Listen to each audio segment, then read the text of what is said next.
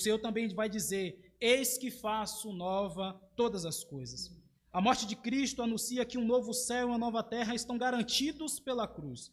A criação que foi sujeita à maldição desde a queda treme diante do ato redentor que inaugura a sua própria redenção no futuro. O apóstolo Paulo, em Romanos 19, 23, vai dizer: a ardente expectativa da criação aguarda a revelação dos filhos de Deus, pois a criação está sujeita à vaidade, não voluntariamente, mas por causa daquele que a sujeitou, na esperança de que a própria criação será redimida do cativeiro da corrupção para a liberdade da glória dos filhos de Deus. Porque sabemos que toda a criação a um só tempo geme e suporta as angústias até agora. E não somente ela, mas também nós, que temos as primícias do Espírito, igualmente gememos em nosso íntimo, aguardando a adoção de filhos, a redenção do nosso corpo. Paulo, irmãos, está dizendo que há uma expectativa grandiosa naquilo que foi criado. A criação aguarda ansiosamente, há uma expectativa. É como uma pessoa que está olhando fixamente para o horizonte, aguardando alguém se aproximar, aguardando um barco, um salva-vidas, um farol que vai ali sinalizar o caminho. Essa é a expressão que Paulo está dizendo em relação à criação. A criação que foi afetada por causa do pecado, a criação que foi corrompida por causa do delito humano, que não só o homem sofreu a penalidade, mas também a terra, que recebeu a maldição, ela agora aguarda ansiosamente, com expectativa, com desejo, com forte ânsia, a manifestação dos filhos de Deus. Significa, irmãos, que a terra ela não vai receber as mesmas glórias que o corpo do homem em Cristo Jesus, mas que ela também receberá restauração na manifestação do Filho de Deus. A terra também será restaurada. A terra também será redimida, por assim dizer. Por isso houve aquela manifestação. Não só em sinal de repúdio, não só em sinal de protesto, mas a própria natureza estava ali sinalizando que um dia ela também seria restaurada por conta do sacrifício do Senhor Jesus Cristo, por conta do sacrifício salvador do Senhor. Como disse agora há pouco, a redenção não resulta na renovação da criação. Cristo não nos salva apenas individualmente, mas a sua morte afeta toda a ordem da criação, dando início à restauração de tudo aquilo que foi afetado pelo pecado. Essa é a segunda vitória, esse é o segundo sinal da vitória de Cristo. A vitória sobre a criação que foi corrompida, que foi afetada pelo pecado. Mas há também um terceiro sinal, uma terceira evidência, há uma terceira maravilha que nós podemos assim dizer, que foi manifesta ali na cruz do Calvário em Cristo. E nós vamos ver isso no versículos 52 e 53. E saindo dos sepulcros, sim, os irmãos podem ler, por favor, versos 52 e 53.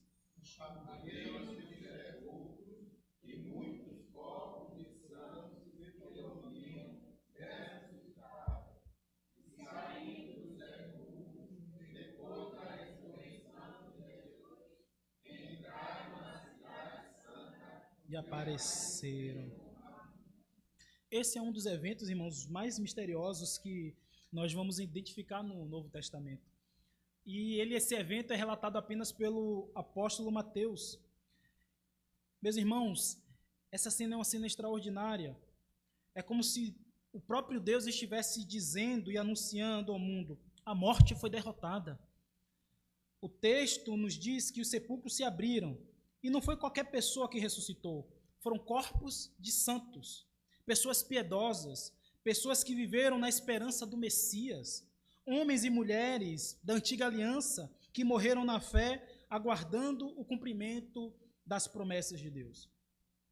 Percebam algo interessante, embora os sepulcros tenham sido abertos no momento da morte de Cristo, o texto é muito claro em dizer que eles só foram sair dos sepulcros após a ressurreição do Senhor Jesus Cristo. Isso é algo importante e curioso, por quê? Porque Cristo, irmãos, é o primogênito dentre os mortos, como diz Colossenses. Ele é as primícias dos que dormem. Nenhuma ressurreição poderia ocorrer antes da vitória de Cristo sobre a morte. Ele é aquele que, ao vencer a morte, garante a certeza da nossa própria redenção, da nossa própria ressurreição no futuro. Esses santos, narrados por Mateus, só saem dos sepulcros após a ressurreição de Jesus, testificando de forma pública e poderosa que a morte já não tem mais a palavra final. Aqui Deus está mostrando de maneira visível o que Paulo depois vai ensinar aos coríntios, que na cruz e na ressurreição de Cristo foi tragada a morte na vitória. Esses santos ressuscitados são como uma antecipação da ressurreição final que aqueles que morreram em Cristo irão receber. Um sinal visível de que o Deus que prometeu no Antigo Testamento a redenção completa, a vitória sobre a morte, a restauração de todas as coisas, já começou a cumprir na pessoa de Jesus todas essas promessas. Não apenas na cruz Jesus pagou o preço pelos pecados nossos, mas também começou imediatamente a manifestar os efeitos da sua vitória sobre a morte. Esses santos entram na cidade santa, Jerusalém, e aparecem a muitos. Isso não é uma aparição espiritual, não é uma visão, não é um espírito flutuante, não é um fantasma. O texto diz claramente, corpos de santos, pessoas que viveram na expectativa da manifestação do Messias. Essa é uma ressurreição física, real e concreta. Isso nos mostra, irmãos, que o reino de Deus não é apenas uma realidade espiritual e invisível, mas é uma realidade que toca no físico, no corpo, no concreto, no palpável. A redenção que Cristo traz não é apenas para a alma, mas também para o corpo, para a criação, para tudo que foi afetado pelo pecado. E o que isso nos ensina, irmãos, hoje? Isso nos ensina que a morte não é o fim. A morte não tem mais domínio sobre os que estão em Cristo. Muitos costumam dizer que há solução para tudo na vida, só não há para a morte.